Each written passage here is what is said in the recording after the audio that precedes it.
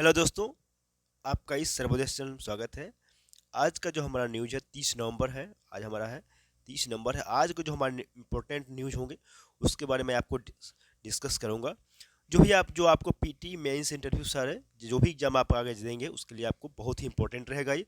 आगामी अगर बात करें तो 68 बीपीएससी आपका नज़दीक है, उसके लिए भी, और बाकी 69 बीपीएससी जो देंगे उनके लिए भी ये बहुत ही इंपॉर्टेंट सेशन होगा। कृपया आप लोग अच्छे से वीडियो को देखें और शुरू से लास्ट तक जरूर देखें। और जो भी हमारे चैनल को सब्सक्राइब नहीं किए हैं तो आप जाके आप शेयर और सब्सक्राइब जरूर करें, ताकि जो भी आगे जो आने वाले जो नोटिफिकेशन होगा आपको आसानी से प्राप्त हो सके। ठीक है, चलिए हम लोग चलते हैं। चलिए, आज का जो हमारा टॉपिक है द कश्मीर फाइल पर इजरायली इदारादूत ने मांगी माफ़ी, इसके बारे में है। ठीक है, इसके बारे में बात करें कि क्या मुद्दा क्या है इसमें, ये क्यों ऐसा हुआ है, तो इसके बारे में अगर समझें तो यह है कि आपका भारतीय अंतर्राष्ट्रीय फिल्म महोत्सव IFFI में इंटरनेशनल फिल्मों की ज्यूरी के प्रमुख सदस्य हैं नदव लैपिड द्वारा चर्चित फिल्म द कश्मीर फाइल्स पर की गई टिप्पणी पर बवाल बढ़ता देख इजरायली राजदूत नाओर गिलोन ने हमवतन फिल्मकार को तगड़ी फटकार लगाते हुए उनके बयानों की निंदा की। वो उसके लिए भारत से माफ़ी मांगी। भारत से इजरायल के जो मैत्रीपूर्ण संबंध है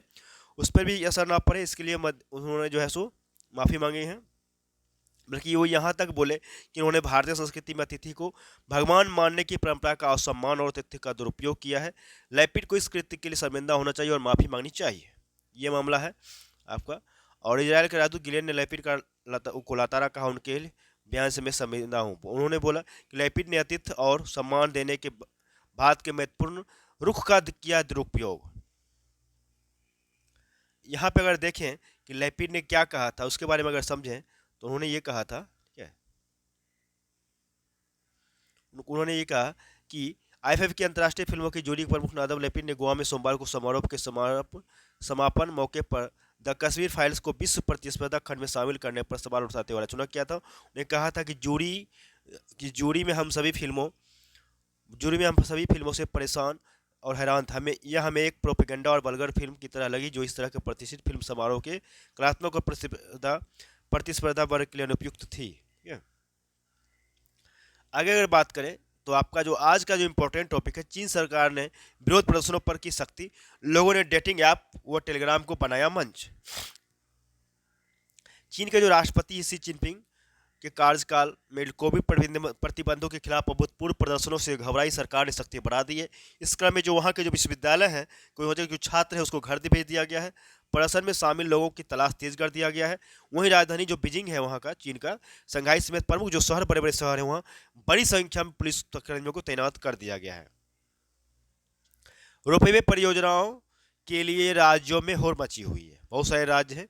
केंद्र सरकार की जो महत्वपूर्ण परियोजना नेशनल रोपवे पर जो है कार्यक्रम के तहत प्रति राज्यों में रुझान बढ़ता दिख रहा है। अगर सब कुछ सही रहा तो जल्द ही पूरे देश में रोपवे का परियोजनाओं का जाल नजर आएगा।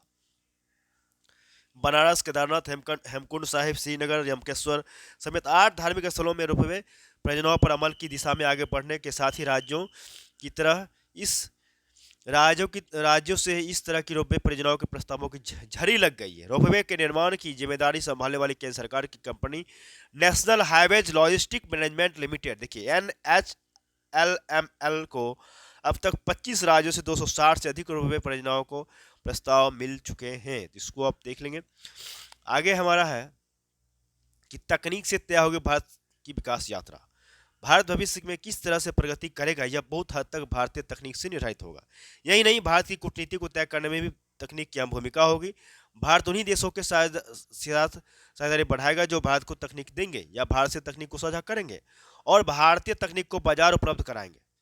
ग्लोबल टेक्नोलॉजी सम्मेलन में विदेश मंत्री जो एस जयशंकर ही वर्तमान में है, उन्हें मंगलवार को यह कहा कि भारत जो है तकनीक विकास को लेकर अब निरपेक्ष रहने के रणनीति पर कायम नहीं रह सकता है, क्योंकि तकनीक विकास के बड़े महत्वपूर्ण और क्या है राजनीतिक आयाम भी हैं। जयशंकर ने वर्ष 2020 में चीन के साथ उपजे तनाव जो हुआ था उसमें तरफ संकेत करते उन्होंने कहा कि भारत में हम 2 वर्ष पहले इस बात को लेकर चिंतित हुए हैं कि हमारा डाटा कहाँ सेव किया जा रहा है, इसे कौन रख रहा है और कैसे इसका इस्तेमाल कर रहा है। यह अहम सवाल है कि उन्होंने कहा कि तकनीक के राजनीतिक पहलू को नजरअंदाज नहीं किया जा सकता।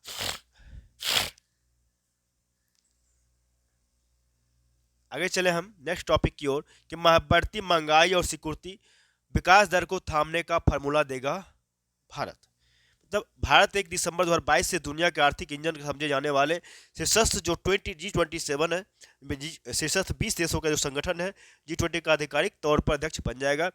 ठीक है, दिसंबर 2022 से सितंबर 2023 के बीच भारत के 50 शहरों में G20 के तहत तकरीबन 200 बैठकों का आयोजन होगा। भारत की कोशिश ये होगा कि अभी दुनिया के समक्ष जो है सो हम आर्थिक चुनौतियां हैं उनका व्यापक समाधान निकालने को लेकर सभी देशों के बीच एक सहमति बने।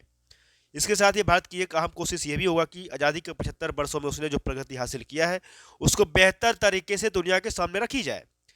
G20 की तैयारियां से जुड़ी जानकारी देते हुए सरकार के उच्च पदस्थ अधिकारियों ने कहा कि भारत ने हाल के वर्षों में कई ऐसी उपलब्धि हासिल किया है जिन्हें विकासशील व गरीब देशों को साझा किया जा सकता है, जैसे डिजिटल लेन देन के मामले में या रिन्यूएबल एनर्जी के मामले में।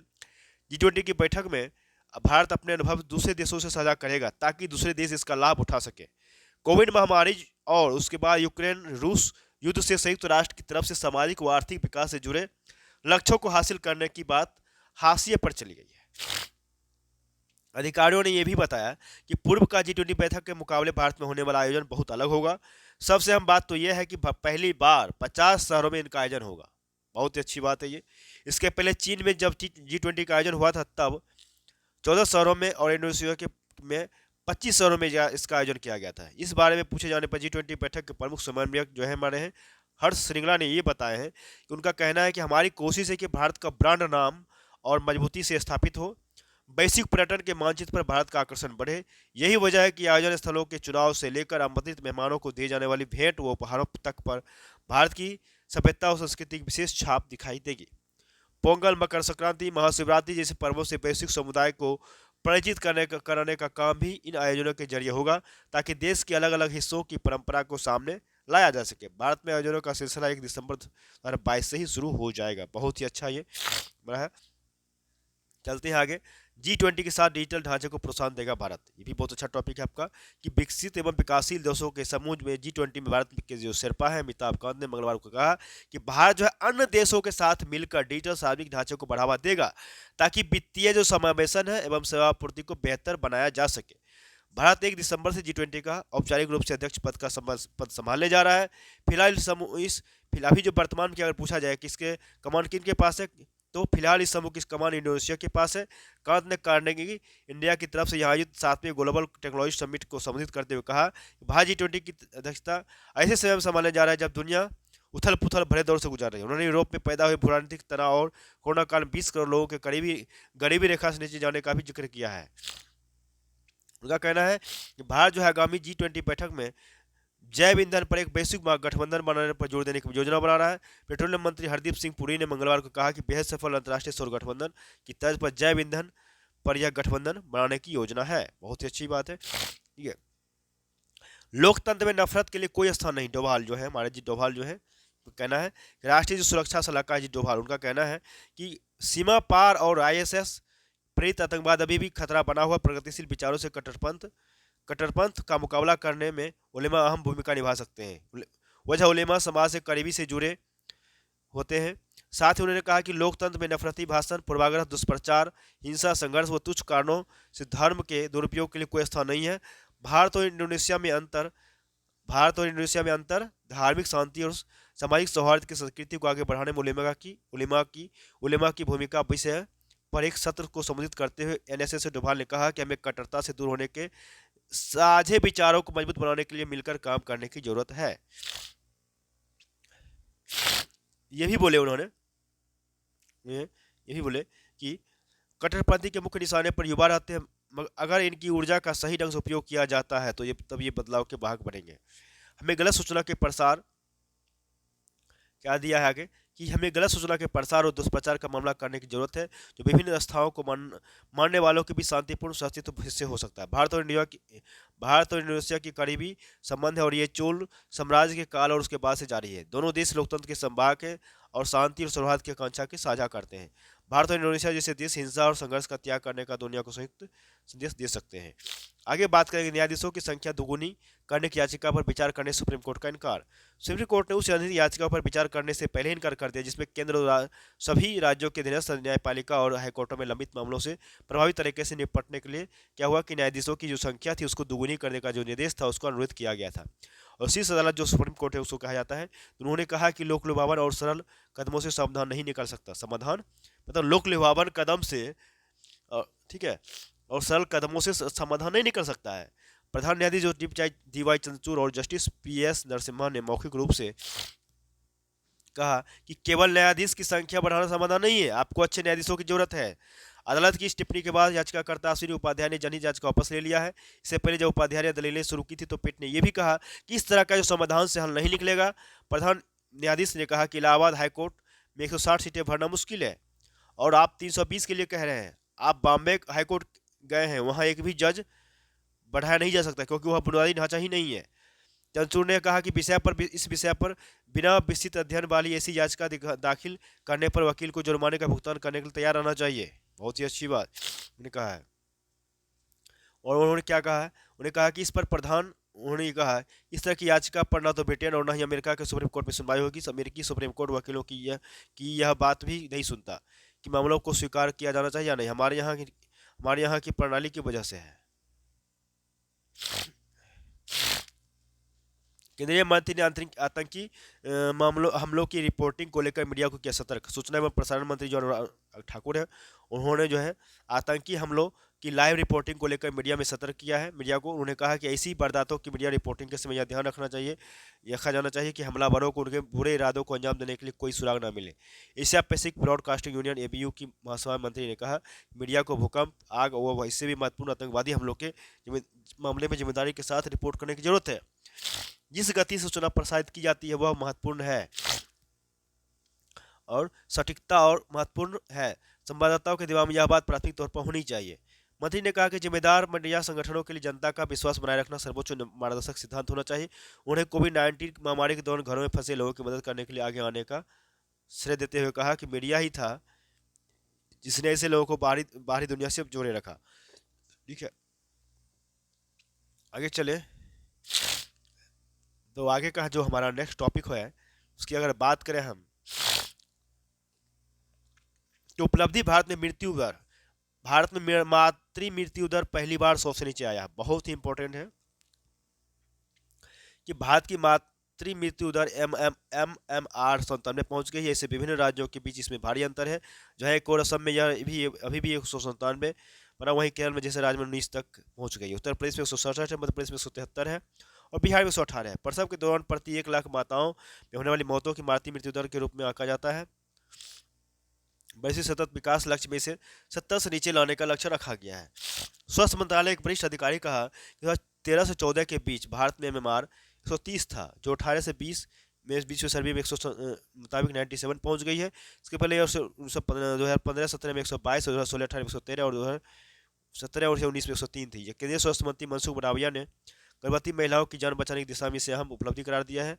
मातृ मृत्यु दर का आकलन गृह मंत्रालय के मतहत आने वाले रजिस्ट्रार जनरल ऑफ इंडिया देश में जन्म मृत्यु दर के आकलन के लिए किए जाने वाले सबसे बड़े सर्वे का दौरान करते हैं। मातृ मृत्यु दर में कमी इसी हिसाब से नीचे आती रही तो वैश्विक सतत विकास जो हमारा लक्ष्य 2023 के इस अहम लक्ष्य को भारत समय से पहले भी हासिल कर सकता है। वैसे तो MMR में सतत विकास लक्ष्य में भारत अभी भी काफी दूर है, लेकिन कई राज्य इस लक्ष्य को पीछे छोड़ चुके हैं।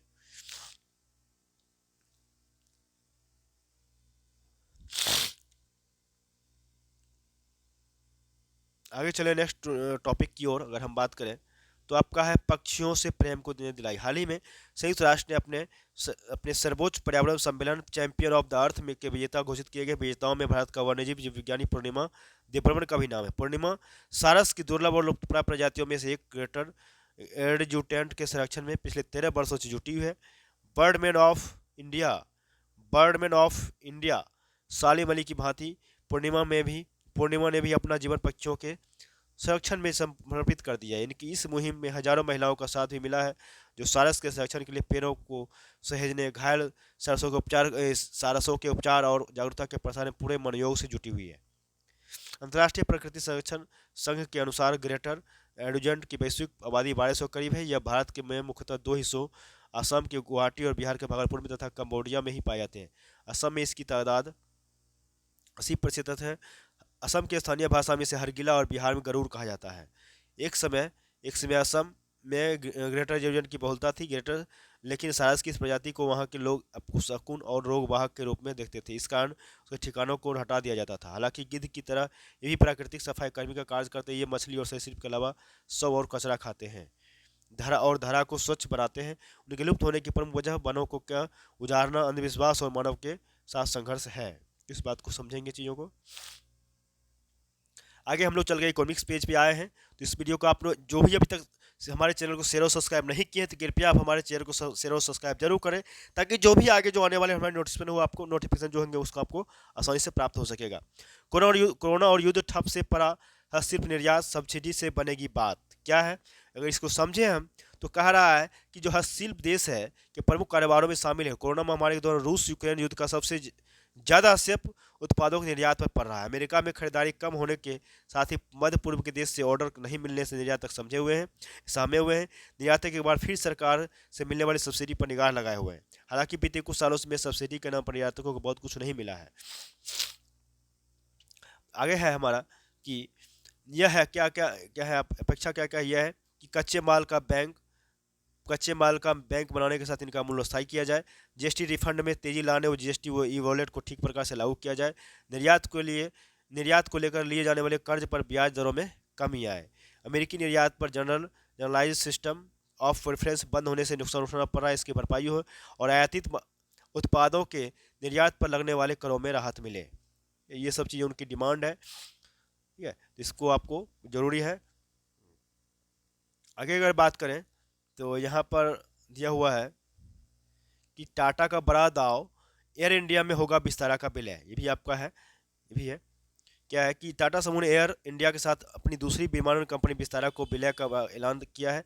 विलय के बाद सिंगापुर एयरलाइंस की एयर इंडिया में 25.1% हिस्सेदारी होगी। टाटा ग्रुप की समय विस्तारा में 51% की हिस्सेदारी है। बाकी बचे 49% हिस्सेदारी सिंगापुर एयरलाइंस के पास है। सिंगापुर एयरलाइंस ने विलय की पुष्टि की है और कहा है कि वो एयर इंडिया में 2058.5 करोड़ रुपये का निवेश करेगी। इस प्रस्तावित विलय के लिए अभी कई नियामकीय मंजूरियां लाना बाकी है। विलय के बाद मार्च 2024 तक पूरा होने की उम्मीद है।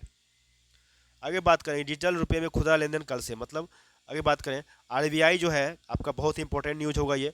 आरबीआई जो है 1 दिसंबर पे खुद से खुदरा डिजिटल रुपये का पायलट प्रोजेक्ट शुरू करने जा रहा है। अभी देश में 4 शहर मुंबई, दिल्ली, बेंगलुरु और भुवनेश्वर में इसकी शुरुआत की जा रही है। इसके बाद अहमदाबाद, गंगटोक, गुवाहाटी, हैदराबाद, इंदौर, कोच्चि, लखनऊ, पटना और शिमला में जैसे शहरों में डिजिटल रुपये का चलन शुरू हो जाएगा। खुदरा डिजिटल रुपये से ग्राहक आपस में लेन देन के साथ किसी भी दुकान से खरीदारी भी कर सकेंगे। डिजिटल रुपये के थोक और खुदरा चलन के पायलट प्रोजेक्ट के बाद पूर्ण रूप से डिजिटल रुपये के चलन को शुरू किया जाएगा। हाल ही में आरबीआई की तरफ से थोक डिजिटल रुपये का चलन शुरू किया है। बजट में central bank digital currency CBDC या डिजिटल रुपये की घोषणा की गई थी। आगे इसी पर और बात करें तो डिजिटल रुपये का टोकन किया जाएगा परीक्षण, मतलब 1 दिसंबर से पायलट जो प्रोजेक्ट के तौर पर डिजिटल रुपये के सृजन, इसके वितरण और रियल टाइम में इसके खुदरा इस्तेमाल से जुड़ी तमाम प्रक्रियाओं को निगरानी की जाएगी। इस पायलट प्रोजेक्ट से मिलने वाले अनुभव के आधार पर अगले दौर में डिजिटल रुपया का टोकन परीक्षण किया जाएगा। डिजिटल रुपये के चलन के लिए टोकन का इस्तेमाल किया जाएगा। और आगे क्या है इसमें समझेंगे कि कागज़ के जैसा ही होगा नोट डिजिटल रुपया, मतलब ये कैसा होगा, तो ये कैसा होगा इसको समझेंगे। तो बैंक बिल्कुल पेपर के नोट जैसे आकार में ही डिजिटल रुपया जारी करेंगे। इसे रखने के लिए बैंक ही ग्राहकों को डिजिटल वॉलेट मुहैया कराएगा, जिसे मोबाइल फ़ोन या अन्य डिवाइस में स्टोर किया जा सकेगा। हालांकि डिजिटल रुपया रखने की बैंक की तरफ से कोई ब्याज नहीं दिया जाएगा, मतलब दिया जाएगा, जबकि पेपर नोट को बैंक में रखने में पर ब्याज मिलता है। डिजिटल रुपये से ग्राहक आपस में लेन देन भी कर सकेंगे और दुकान से खरीदारी भी कर सकेंगे। खरीदारी के लिए वे दुकानदार के क्यूआर कोड का इस्तेमाल करेंगे। डिजिटल रुपया आरबीआई की तरफ से बैंक देंगे, इसलिए यह वैधानिक होगा। पेपर नोट के मुकाबले यह अधिक सुरक्षित होगा। कहीं भी भुगतान कर सकेंगे और जब चाहे इस नोट के जरिए इस नोट के रूप में बैंक में जमा कर सकेंगे ताकि ब्याज मिल सके। क्या तो ये बहुत ही अच्छा चीज़ें हैं। 1 दिसंबर से लागू होने जा रहा है हमारे भारत में। अगला हमारा है कि हमारी आपराधिक न्याय प्रणाली अपने आप में एक सजा। ठीक है, इसको समझेंगे कि सुप्रीम कोर्ट ने 13 साल पहले एक आपराधिक अपील को खारिज करते हुए कहा कि हमारी आपराधिक न्याय प्रणाली अपने आप में एक सजा हो सकती है। जस्टिस संजय किशन कौल और जस्टिस अभय ओका की एक पीठ ने आरोप तय करने से पैदा हुई एक अपील 13 वर्षों तक सुप्रीम कोर्ट में लंबित रही थी। आगे हमारा है यूक्रेन के लिए सहायता बढ़ाएगा नाटो। ये स्टोल्टेनबर्ग नाटो के महासचिव जो है उन्होंने बताया है कि नाटो ने रूस को हमलों का सामना कर यूक्रेन के लिए सहायता बढ़ाने का वादा किया है। नाटो मतलब उसका फुल फॉर्म क्या होता है? नॉर्थ अटलांटिक ट्रीटी ऑर्गेनाइजेशन, मतलब कि उसके सचिव हैं, याद रखिए, जेंस स्टोल्टेनबर्ग ने मंगलवार को ये कहा यह सैन्य संगठन यूक्रेन की मदद बढ़ाने की दिशा में कदम उठाएगा क्योंकि रूस के राष्ट्रपति जो है व्लादिमीर पुतिन सर्दी के मौसम का उपयोग युद्ध के हथियार के तौर पर कर रहे हैं। उनकी सेना युद्ध के मैदान में फिलहाल विफल हो रही है। उन्हें कहा कि 9 महीने से युद्ध से जूझ रहा यह देश एक दिन दुनिया के सबसे बड़े सुरक्षा संगठन नाटो का एक सदस्य बनेगा। ठीक है। स्टोल्टेनबर्ग का यह बयान जो था वो रोमानिया की जो राजधानी है बुखारेस्ट में यूक्रेन को लेकर नाटो की बैठक से पहले आया है। मंगलवार को शुरू हुई इस दो दिवसीय बैठक में अमेरिका के विदेश मंत्री एंटनी ब्लिंकन समेत नाटो सदस्य देश जो है उसके विदेश मंत्री भी हिस्सा ले रहे हैं। ठीक है, इसको आप देख लेंगे चीजें। आगे है जब खत्म हो चुका चीन के साथ तथाकथित स्वर्ण काल, मतलब सुनक जो है उन्होंने कहा है चीन में सरकार विरोधी प्रदर्शन में हुआ अमेरिकी घेरेबंदी के बीच ब्रिटेन के प्रधानमंत्री ऋषि सुनक ने भी साफ कर दिया है कि चीन से ब्रिटेन का तथाकथित स्वर्णकाल अब समाप्त हो चुका है। उन्होंने कहा कि चीन के प्रति दृष्टिकोण विकसित करने का समय आ गया है क्योंकि यह सत्तावादी शासन की ओर बढ़ने के साथ ही ब्रिटिश मूल्यों और हितों के लिए चुनौती पेश कर रहा है। देखिए यहाँ भारत के साथ मुक्त व्यापार व्यापार समझौता के लिए ब्रिटेन प्रतिबद्ध है। यहाँ भारत के साथ मुक्त व्यापार समझौता को लेकर पीएम सुनक ने ब्रिटेन की प्रतिबद्धता को दोहराया है। उन्होंने कहा कि हिंद प्रशांत क्षेत्र के साथ संबंधों का विस्तार करते हुए हम भारत के साथ नया एफटीए लाने पर विचार कर रहे हैं। सोमवार रात अपने भाषण में पीएम सुनक ने कहा कि दुनिया भर में स्वतंत्रता और खुलेपन के ब्रिटिश मूल्यों को बढ़ावा देने के लिए वे प्रतिबद्ध हैं। ये भी आपका इंपॉर्टेंट न्यूज था। चलिए तो हम लोग अब लास्ट की ओर चल रहे हैं। ठीक है, तो हमारा जो था आज का जो न्यूज़ हमने कर दिया है। कृपया वीडियो को शुरू से लास्ट तक जरूर देखें। अगर अब तक जिन्होंने भी शेयर और सब्सक्राइब नहीं किया तो कृपया हमारे चैनल को आप ईमानदारी पूर्वक शेयर और सब्सक्राइब जरूर करें ताकि क्या होगा कि आपको जो आगे आने वाले जो नोटिफिकेशन होगा आपको आसानी से प्राप्त हो सकेंगे। और अभी हम लोगों का जो है अगर बात करें तो अभी हमारा 68 बीपीएससी का रिवीजन बैच स्टार्ट हो गई है, वो चल रही है। अभी हमारा वहाँ बौद्ध धर्म की टॉपिक पर एंशिएंट हिस्ट्री चल रही है, उसमें प्राचीन इतिहास चल रही है। आप लोग जिनको भी देना है वो आप जुड़ सकते हैं इस बैच में। ठीक है, चलिए तो ठीक है, हम लोग नेक्स्ट सेशन में मिलते हैं। तब तक के लिए धन्यवाद।